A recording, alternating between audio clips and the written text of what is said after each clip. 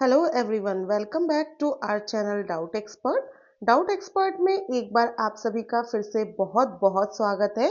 जैसे कि आपको पता है यूपी टेट 2026 के लिए हमारी क्लासेस शुरू हो चुकी हैं, जिसमें कि सबसे पहले हमने प्रीवियस ईयर्स को स्टार्ट किया है जिससे कि आप क्वेश्चन पैटर्न को समझ सकें। उसी की सीरीज में हम यूपी टेट 2018 के क्वेश्चन पेपर को आगे सॉल्व करते हैं। ऑलरेडी हम इसके सब कुछ पार्ट्स को चाइल्ड साइकोलॉजी हिंदी को सॉल्व कर चुके हैं। अब ये हमारा आज हम करेंगे ईवीएस एनवायरमेंटल स्टडीज को।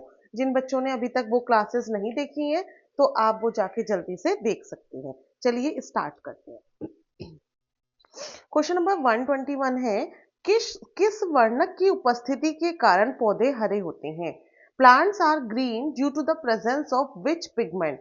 कौन सा वर्णक या पिगमेंट होता है जिसकी वजह से जो पौधे होते हैं वो हरे होते हैं? तो कौन सा होता है? क्लोरोफिल होता है। कौन सा होता है? क्लोरोफिल। ठीक है, इसका सही आंसर है क्लोरोफिल। ये हमने अपनी 6, 7, 8 से एनसीईआरटीज में पढ़ा है कि क्लोरोफिल की वजह से क्या होता है, पेड़ हमारे ग्रीन कलर के होते हैं। इसका ऑप्शन नंबर डी सही होगा। नेक्स्ट क्वेश्चन है क्वेश्चन नंबर 122। मानवीय गतिविधियां जो पृथ्वी पर जलवायु परिवर्तन सॉरी जलवायु परिवर्तन के लिए जिम्मेदार हैं, ऐसी कौन सी ह्यूमन एक्टिविटीज हैं that causes climate change on the earth? जो आजकल जलवायु परिवर्तन हो रही है, क्लाइमेट का चेंज हो रहा है, कभी बहुत ज्यादा सर्दी हो रही है तो कभी बहुत ज्यादा बरसात हो रही है। तो कुछ ह्यूमन एक्टिविटीज हैं जिनकी वजह से ये जलवायु परिवर्तन हो रहा है। ये वही पूछ रहे हैं कौन सी ह्यूमन एक्टिविटीज है। एरोसोल कौन का उपयोग करना, ये भी इसका है। वनों को जलाना बहुत इंपॉर्टेंट कारण है। कृषि क्रियाकलाप, ये भी बहुत इंपॉर्टेंट कारण है। उपयुक्त सभी, तो इसका राइट आंसर होगा उपयुक्त सभी, all of the above. Question paper मैं दोनों ही लैंग्वेज में पढ़ा रही हूँ जिससे कि जो हमारे बाइलिंगुअल स्टूडेंट्स हैं, इंग्लिश वाले हैं, उन्हें भी कोई प्रॉब्लम ना हो और हिंदी वाले उन्हें भी कोई प्रॉब्लम ना हो। नेक्स्ट क्वेश्चन है क्वेश्चन नंबर 123। 123 में कहता है यूफा ब्रियस फैमिली में कौन सी फसल बायोडीजल उत्पन्न करने के लिए जानी जाती है? बहुत इंपॉर्टेंट क्वेश्चन है।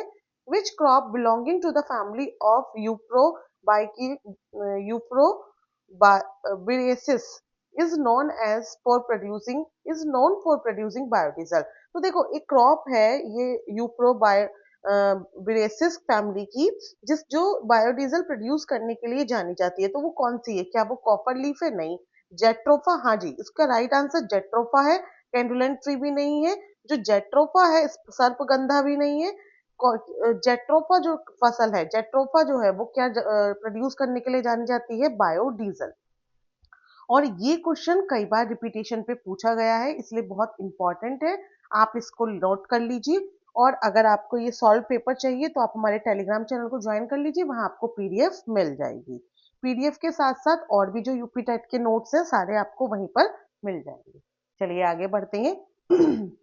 नेक्स्ट क्वेश्चन है, जड़ी बूटियों की रानी भारत की सबसे पवित्र जड़ी बूटी है, इस औषधीय पौधे का हिंदू धर्म में महत्व है और इसका वानस्पतिक नाम ऑसीसम सैक्टम है। इसको सामान्यतः किस नाम से जाना जाता है? तो अब ये जो क्वीन ऑफ हर्ब्स है, मोस्ट स्केयर्ड हर्ब है इंडिया की, medical this medical plant has importance in Hindu mythology and has scientific name ocimum sanctum. what is it commonly called? तो ये जो ओसिमम सेप्टम है, ये तुलसी को कहा जाता है, तुलसी का साइंटिफिक नेम है। और देखो भारत की सबसे पवित्र जड़ी बूटी भी है, हिंदू धर्म में इसका महत्व भी है, तो इसका राइट आंसर होगा तुलसी। क्या होगा? तुलसी। ऑप्शन नंबर बी सही होगा। नेक्स्ट क्वेश्चन है क्वेश्चन नंबर 125। पीने के पानी के लिए सुरक्षित पानी को क्या कहते हैं? The water that is safe to drink is called. तो उसको कहा जाता है पीने योग्य पानी या फिर पोर्टेबल वाटर। क्या कहा जाता है? पीने योग्य पानी। जो हमारे साथी नए नए हैं और जिन्होंने अभी तक चैनल को सब्सक्राइब नहीं किया है तो वो जल्दी से चैनल को सब्सक्राइब कर लें और बेल आइकन को प्रेस कर लें, जिससे कि जो भी क्लास अपलोड हो तुरंत आपको नोटिफिकेशन मिल जाए और आप अपनी टैट की तैयारी को बहुत इंपॉर्टेंट मतलब टैट की तैयारी का कुछ भी इंपॉर्टेंट मिस ना करें। जैसा मैं ऑलरेडी बता चुकी हूँ अपनी प्रीवियस क्लासेस में कि हमारी पूरी फैकल्टी बहुत ज़्यादा क्वालिफाइड और एक्सपीरियंस्ड है, जो आपको आपकी प्रिपरेशन के लिए बहुत हेल्प करेगी। तो आप अपने फ्रेंड्स के साथ भी हमारे क्लासेस को शेयर करें, जिससे कि उन्हें भी हेल्प मिल जाए। और अगर आपको वीडियो पसंद आती है तो लाइक करके जाएं, और कोई भी अगर आपको डाउट है तो आप कमेंट करके पूछ सकते हैं, या फिर आप हमारे टेलीग्राम चैनल को ज्वाइन कर ले, वहां पर आप अपने सारे डाउट्स डायरेक्टली पूछ सकते हैं। आगे बढ़ते हैं, क्वेश्चन नंबर 26। वर्ष 1984 की भोपाल गैस त्रासदी निम्न में से किस गैस के रिसाव के कारण हुई थी? देखो, अभी मैंने जो लास्ट क्लासेस करवाई थी उनमें भी आपने देखा होगा ये क्वेश्चन पूछा गया था। तो ये क्वेश्चन बहुत इंपॉर्टेंट क्वेश्चन बन गया है, क्योंकि ये बार बार रिपीटिशन पे पूछा जा रहा है। Bhopal gas tragedy of 1984 was due to the leakage of which gas? तो ये कौन सी गैस की वजह से हुई थी? Methyl isocyanide. Methyl isocyanide gas leak हो गई थी, उसकी वजह से भोपाल में एक ट्रेजेडी हुई, उसी को बोला गया भोपाल गैस त्रासदी। कई बार ये क्वेश्चन आया है कि भोपाल गैस ट्रेजेडी कौन से ईयर में हुई है? तो कौन से ईयर में हुई है? 1984। आपको ये भी याद रखना है, मिथाइल आइसोसाइनाइड भी याद रखना है और 1984 भी रखना है। कुछ ईयर्स में भोपाल गैस ट्रेजेडी का ईयर पूछा गया था। ठीक है, आगे बढ़ते हैं। नेक्स्ट क्वेश्चन है, विश्व पर्यावरण दिवस कब मनाया जाता है? The world environment day falls on. ये डेज जो है ये भी इंपॉर्टेंट है, इनकी ऑलरेडी मैं एक क्लास ले चुकी हूँ। जिन बच्चों ने अभी तक वो क्लास नहीं देखी है वो जाके देख ले, लिंक कमेंट सेक्शन में आपको मिल जाएगा। तो जो विश्व पर्यावरण दिवस है वो कब मनाया जाता है? 5 जून को। डेफिनेटली एक ना एक क्वेश्चन आता है, 5 जून को वर्ल्ड एनवायरनमेंट डे मनाया जाता है। नेक्स्ट क्वेश्चन है, M S Swaminathan. M S Swaminathan कौन थे? देखो, जब ये ग्रीन रेवोल्यूशन हुआ था तो ग्रीन रेवोल्यूशन के जनक थे ये, है ना, ग्रीन रेवोल्यूशन के जनक थे एम एस स्वामीनाथन। तो ये कौन थे? ये एग्रीकल्चर साइंटिस्ट थे या फिर कृषि वैज्ञानिक थे, है ना। हरित क्रांति, हरित क्रांति आई थी, हरित क्रांति के जो जनक थे वो कौन थे? M S Swaminathan. और ये एक कृषि वैज्ञानिक थे। तो ऑप्शन नंबर 3 इसका राइट आंसर होगा। क्वेश्चन नंबर 129 है, world world life institute of India कहाँ स्थित है? वेयर इज वाइल्ड, सॉरी मैंने वर्ल्ड बोल दिया, वाइल्ड लाइफ, वही मैं सोच रही कुछ तो गलत हो रहा है। Wild life institute of India, where is wild life institute of India located? तो जो वाइल्ड लाइफ इंस्टीट्यूट है इंडिया में वो कहाँ है? देहरादून में। कहाँ पर है? देहरादून में। आप लिख के बताएंगे कोयम्बटूर में भी कुछ इंपॉर्टेंट चीज है वहां पे क्या है? कमेंट सेक्शन में आप लिखकर हमें बताएंगे। क्वेश्चन नंबर 130 है, प्रकाश संश्लेषण के दौरान हरे पौधे निम्न में से किसे सोख लेते हैं? देखो, ये भी साइंस का ही क्वेश्चन है, साइंस के। और थोड़े से ये स्टैटिक जीके के क्वेश्चंस काफी आ रहे हैं, आप देखिए। तो during photosynthesis which of the following absorb by the green plant? जब फोटोसिंथेसिस होता है तो ग्रीन प्लांट किसको एब्जॉर्ब करते हैं? बहुत ही बेसिक क्वेश्चन है। क्या एब्जॉर्ब करते हैं? कार्बन डाइऑक्साइड एब्जॉर्ब करते हैं। और क्या रिलीज करते हैं? ऑक्सीजन। क्या रिलीज करते हैं? ऑक्सीजन। तभी तो हम सांस ले पाते हैं। जो पेड़ हैं वो कार्बन डाइऑक्साइड को एब्जॉर्ब कर लेते हैं और ऑक्सीजन रिलीज करते हैं। ह्यूमन बींग्स ऑक्सीजन को एब्जॉर्ब करते हैं जब वो सांस लेते हैं और कार्बन डाइऑक्साइड को रिलीज करते हैं। इसीलिए कहते हैं कि ज्यादा से ज्यादा पेड़ लगाने चाहिए, जिससे कि ऑक्सीजन की कमी ना हो, सांसें कम ना हो, और जो धरती पे प्रदूषण है वो भी ना बढ़े, है ना। इसलिए जो पेड़ है वो ज्यादा लगाने चाहिए, काटने नहीं चाहिए। छोटी छोटी चीजें हैं जो आपके क्वेश्चंस में बन के आ जाती हैं, बस आप वहां कंफ्यूज ना हो, इसलिए हम उसे किसी चीज से रिलेट करके आपको समझा देते हैं। तो ऑप्शन नंबर 1 इसका बिल्कुल करेक्ट आंसर होगा। आगे बढ़ते हैं, क्वेश्चन नंबर 131। अपशिष्ट उत्पादकों को खाने वाले जीवों को क्या कहा जाता है? The organisms which feed on the water on the waste product. जो वेस्ट प्रोडक्ट यानी कि अपशिष्ट को खाते हैं उनको क्या कहते हैं? उन्हें कहते हैं डेट्रीवोर्स। क्या बोलते हैं? डेट्रीवोर्स, मृतक भक्षी, है ना। ये वेस्ट सामान को खाते हैं, जो कूड़ा कचरा ये सब पड़ा रहता है उनको खाते हैं। जो हर्बीवोर्स होते हैं वो घास को खाते हैं, शाक भक्षी। जो कार्निवोर्स होते हैं मांसाहारी, वो मांस खाते हैं, है ना, एनिमल्स को खाते हैं। और ये कैम्बोर्स जो होते हैं ये रसायंस को खाते हैं, जो कि केमिकल्स होते हैं उनको खाते हैं। तो ऑप्शन नंबर 2 इसका राइट आंसर हो जाएगा। क्वेश्चन नंबर 132 है, तप्त भौम जल में किस प्रकार की ऊर्जा प्राप्त होती है? तप्त भौम जल से किस प्रकार की ऊर्जा प्राप्त होती है? तो what type of energy is drive from heated ground water? जब ग्राउंड वाटर को हीट किया जाता है या फिर बहुत गर्म किया जाता है तो किस तरह की एनर्जी प्रोवाइड होती है? कौन सी एनर्जी मिलती है? जियोथर्मल एनर्जी, भूतापीय ऊर्जा। कौन सी होती है? भूतापीय ऊर्जा। देखो अगर देखा जाए सोलर एनर्जी तो सन से मिलती है, न्यूक्लियर एनर्जी हमें किससे मिलती है? जो हमारे न्यूक्लियर सब्सटेंस होते हैं और यूरेनियम वगैरह उनसे मिलती है। हाइड्रो इलेक्ट्रिक एनर्जी ये हमारे जो डैम्स होते हैं वहां पे जनरेट की जाती है ना। तो बचा क्या? Geothermal energy. तो आप कई बार अगर ऑप्शन नहीं समझ में आ रहा है तो आप एलिमिनेशन मेथड का यूज करके भी ऑप्शंस अपने निकाल सकते हैं राइट आंसर को। ठीक है, आगे बढ़ते हैं। नेक्स्ट क्वेश्चन हमारा, जो हमारे साथी नए हैं वो जल्दी से चैनल को सब्सक्राइब कर लें और अपने फ्रेंड्स के साथ जो भी तैयारी कर रहे हैं उनके साथ जुड़ जाएं, क्योंकि यूपी टेट की पूरी तैयारी हम लोग आपको यहाँ पर इस प्लेटफॉर्म पे कराएंगे, वो भी फ्री ऑफ कॉस्ट। बस आप हमारे साथ जुड़े रहिए और अपनी तैयारी को बूस्ट करते रहिए। साथ ही हम ट्राई करेंगे कि सिलेबस में यूपी टेट के साथ सुपर टेट को भी थोड़ा थोड़ा कवर करते चलें, क्योंकि इतना ज्यादा फिर टाइम नहीं रहता है। सॉरी, मैं ऑलरेडी डिटेल वीडियो बना चुकी हूँ। जो बच्चों को कंफ्यूजन हो रहा था मेरिट कैसे बनेगी, क्वेश्चन पेपर कैसा आएगा, सारी क्लासेस अपलोड हो चुकी हैं। आप जाके प्लेलिस्ट में चेक कर सकते हैं, लिंक भी आपको प्रोवाइड कर दिया जाएगा। नेक्स्ट क्वेश्चन है, शोला घास स्थल कहाँ पाए जाते हैं? शोला ग्रासलैंड्स आर फाउंड इन।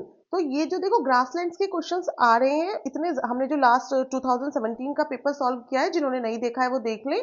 तो उसमें ग्रासलैंड से रिलेटेड कोई क्वेश्चन नहीं था, बट इसमें आया है। इसका मतलब ये टॉपिक भी हमारे लिए इंपॉर्टेंट है। प्रीवियस ईयर से हमें यही समझ में आता है क्या पढ़ना है और क्या नहीं पढ़ना है। तो ये जो शोला ग्रासलैंड्स है ये हिमालयाज नहीं, मैंने गलत बता दिया है, वेस्टर्न घाट्स में पाए जाते हैं। कहाँ पाए जाते हैं? वेस्टर्न घाट्स में। तो वेस्टर्न घाट्स में जो होते हैं ये 16 घास स्थल पाए जाते हैं। तो ऑप्शन नंबर 2 इसका सही आंसर होगा। नेक्स्ट क्वेश्चन है क्वेश्चन नंबर 134, भारत में पेलिकन पक्षी कहाँ प्रजनन करते हैं? इन इंडिया पेलिकन्स ब्रीड इन। जो पेलिकन्स पक्षी हैं वो कहाँ ब्रीड करते हैं ये आपको बताना है। तो देखो कोकेरे बेलूर यहाँ भी करते हैं, नैलापट्टू में भी करते हैं, कुंथन कुलम में भी करते हैं। तो इसका राइट आंसर होगा ऑल ऑफ द अबव।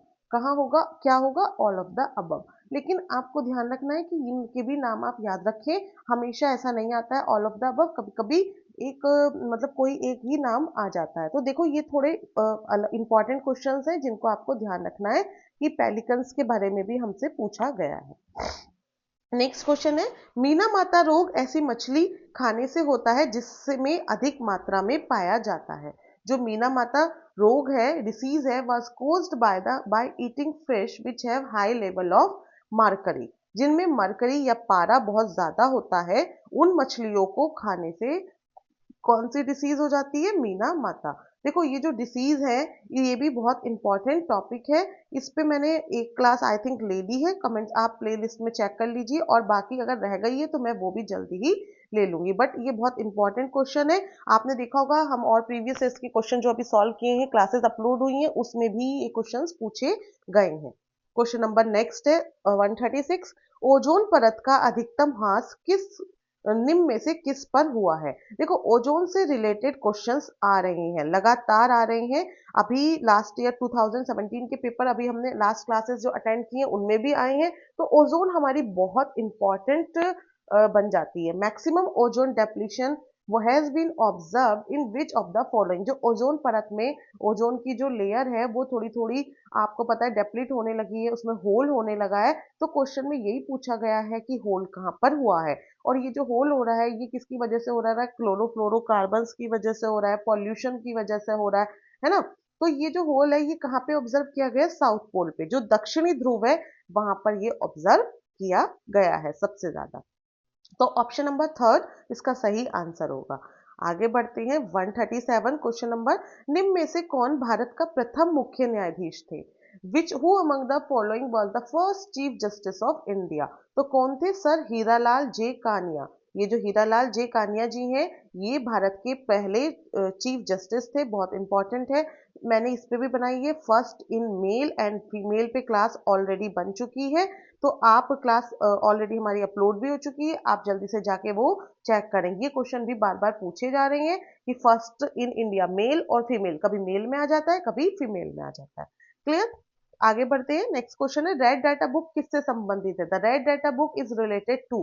तो ये रेड डाटा बुक एक ऐसी बुक है जिसमें जो एनिमल्स हैं जिनकी विलुप्त होने की कगार पर है, यानी कि जिनकी प्रजातियां खत्म हो रही हैं, एक्सटिंक्ट हो रही हैं, उनका एक कलेक्शन किया गया है एक बुक में, और इसीलिए उसको बोलते हैं रेड डाटा बुक। तो कौन सी प्रजातियों का? एनिमल्स नियर एक्सटेंशन, विलुप्त विलुप्त के करीब जीव, जो जीव हमारे विलुप्त होने वाले हैं, उनके लिए ये बुक बनाई गई है। अगला क्वेश्चन है क्वेश्चन नंबर 139। इनमें से कौन वर्तमान राष्ट्रीय महिला आयोग की अध्यक्ष है? देखो उस समय पे who among the following is the present chair person of national commission for women. तो ये 2018 का पेपर है, तो 2018 के टाइम पे ये पूछा गया था कि उस टाइम पे कौन नेशनल कमीशन फॉर वुमेन की चेयरपर्सन है। तो उस टाइम पे यास्मीन अबरार जी थी। तो देखिए ये कभी कभी करंट के भी एक दो क्वेश्चन पूछ लिया जाता है कि कौन अब ये अध्यक्ष बना है या वो अध्यक्ष बना है। तो ईवीएस अपने आप में काफी बड़ा टॉपिक है जिसमें आपको सब कुछ कवर करना है। तो उस टाइम पे कौन थी? यास्मीन अबरार। क्लियर है? ठीक है, आगे बढ़ते हैं। नेक्स्ट क्वेश्चन है लोकसभा और राज्यसभा की संयुक्त बैठक किसके द्वारा आहूत की जाती है? तो ये जो लोकसभा और राज्यसभा की संयुक्त बैठक है, joint sitting of Lok Sabha and Rajya Sabha of state is summoned by. तो ये कौन? ये प्रेसिडेंट आयुक्त करते हैं, जो प्रेसिडेंट है वो आहूत करते हैं, तब ये एक इनकी ज्वाइंट सिटिंग होती है। तो ऑप्शन नंबर 2 इसका राइट आंसर होगा। ये पॉलिटी का क्वेश्चन है। नेक्स्ट क्वेश्चन है संविधान 141। संविधान के किस भाग में पंचायती राज व्यवस्था संबंधी प्रावधान दिए गए हैं? Which part of the constitution has provision of Panchayati Raj system? तो कौन से पार्ट में? 9th पार्ट में है। ये भी पॉलिटी का है, इसके लिए मैं जल्दी ही हम आपके लिए क्लास लेके आने वाले हैं जिसमें आपको कॉन्स्टिट्यूशन से रिलेटेड इंपॉर्टेंट चीजें बताई जाएंगी जो आपके एग्जाम्स के लिए बहुत इंपॉर्टेंट है। मैं एक बार फिर से कहूंगी, जिन साथियों ने अभी तक चैनल सब्सक्राइब नहीं किया है वो जल्दी से सब्सक्राइब कर दें और अपने फ्रेंड्स के साथ भी शेयर कर दें। क्वेश्चन नंबर 142 है 74वें संविधान संशोधन का संबंध है 74 amendment of constitution related to. तो ये किससे रिलेटेड है? ये है अर्बन लोकल सेल्फ गवर्नमेंट, शहरी स्थानीय स्वशासन से। जब अर्बन लोकल सेल्फ गवर्नमेंट से रिलेटेड है 74वां संविधान संशोधन, तो अमेंडमेंट भी आपके लिए बहुत इंपॉर्टेंट है। जितने भी इंपॉर्टेंट अमेंडमेंट है उनके लिए भी हम क्लास लेके आएंगे।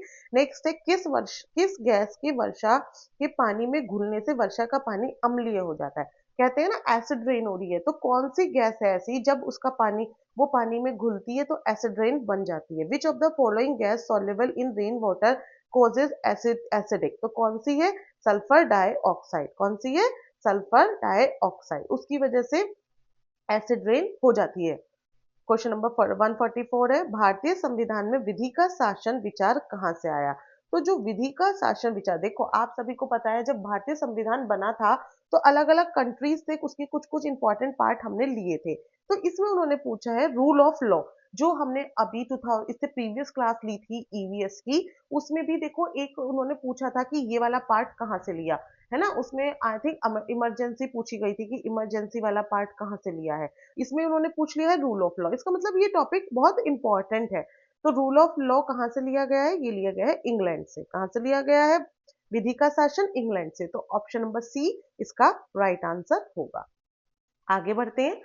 नेक्स्ट क्वेश्चन है क्वेश्चन नंबर 145। लोकसभा के चुनाव हेतु अधिसूचना कौन जारी करता है? जो who carries out notification for the election of Lok Sabha? जब लोकसभा के इलेक्शन होते हैं तो अधिसूचना कौन जारी करता है? तो वो करता है election commission of India, Bharat का निर्वाचन आयोग। क्योंकि ये लोकसभा के इलेक्शन है इसलिए जो भारत का निर्वाचन आयोग है वो क्या करता है? सूचना अधिजारी करता है। तो ऑप्शन नंबर 2 इसका राइट आंसर हो जाएगा। Next question number 146। लोकसभा की कार्यवाही के प्रथम घंटे को कहा जाता है? जब लोकसभा की कार्यवाही होती है तो प्रथम घंटे को क्या कहा जाता है? उसको कहा जाता है zero hour. The first hour of business of the Lok Sabha is known as, नहीं इसको जीरो आवर नहीं कहा जाता है, जीरो आवर तो बाद में आता है। एक्चुअली उसको कहा जाता है शून्य काल, यानी कि वो प्रश्न काल, क्वेश्चन आवर। क्या कहा जाता है? Question hour. क्या कहा जाता है? Question our. ऑप्शन नंबर 4 सही होगा। जब भी कार्यवाही शुरू होती है उससे पहले वाला जो घंटा होता है उसमें प्रश्न, उसे प्रश्न काल कहते हैं, उसमें सभी अपने अपने प्रश्नों को रखते हैं, उसके बाद कार्यवाही शुरू की जाती। ठीक है, क्लियर हो गया? कोई डाउट तो नहीं है? ऑप्शन नंबर 4 इसका राइट आंसर होगा। क्वेश्चन नंबर 147 है, वर्षा जल संग्रहण क्या है?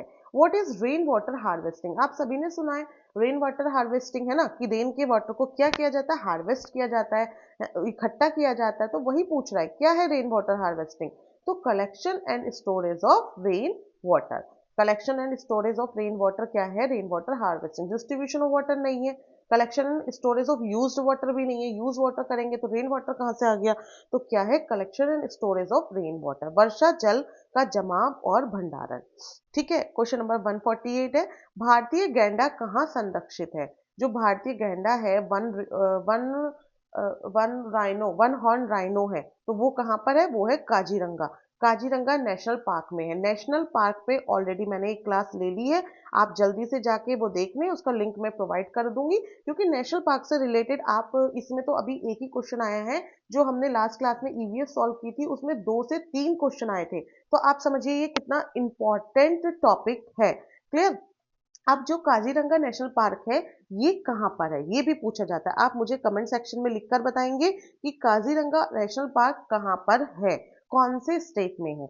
नेक्स्ट क्वेश्चन है क्वेश्चन नंबर 149, निम्न में से कौन सा क्रम पारिस्थितिक तंत्र में ऊर्जा प्रवाह के संबंध में सही है? विच of the following series is true about energy flow in an ecosystem? Ecosystem में जो एनर्जी का फ्लो होता है उससे रिलेटेड कौन सा सही है? सबसे पहले प्रोड्यूसर्स, फिर कंज्यूमर्स और फिर डिकम्पोजर। तो ऑप्शन नंबर 1 ही सही है, सबसे पहले उत्पादक, फिर उपभोक्ता और उसके बाद अपघटक। ऐसा तो है नहीं कि पहले डिकम्पोजर आ जाएंगे या पहले उसके बाद प्रोड्यूसर के बाद सीधे डिकम्पोजर आएंगे। प्रोड्यूसर्स कौन होते हैं? पेड़ होते हैं, ट्रीज होते हैं, घासेस होती हैं, है ना। नेक्स्ट क्वेश्चन, क्वेश्चन नंबर 150 है, कौन सी ग्रीन हाउस गैस वातावरण में सबसे अधिक मात्रा में उपस्थित है? Green house gas which is present in highest quantity in atmosphere, तो कौन सी है? Carbon dioxide. ऑप्शन नंबर 1 इसका सही होगा, कार्बन डाइऑक्साइड, क्योंकि जब कार्बन डाइऑक्साइड गैस सबसे ज्यादा प्रेजेंट है तभी क्या हो रहा है? पॉल्यूशन बढ़ रहा है, क्योंकि पेड़ कट रहे हैं। पेड़ कट रहे हैं तो कोई भी पेड़ ही तो कार्बन डाइऑक्साइड को अवशोषित करते हैं, है ना, एब्जॉर्ब कर लेते हैं, तो वो बढ़ती चली जा रही है। तो आपने देखा हमने ईवीएस के सारे क्वेश्चन, कितने क्वेश्चन, 150 क्वेश्चन हमने, सॉरी ईवीएस के 30 क्वेश्चन हमने सॉल्व कर लिए हैं। अगर आपको कोई भी डाउट आ रहा है तो आप हमें कमेंट सेक्शन में लिखकर पूछ सकती हैं, और जिन्होंने चैनल को लाइक नहीं किया है वो चैनल को लाइक करें, सब्सक्राइब करें। अगर आपको क्लास अच्छी लग रही है तो लाइक जरूर करके जाएं, और अगला पार्ट हम किस चीज का लेके आए आप वो भी हमें सजेस्ट कर सकते हैं। Thank you for watching.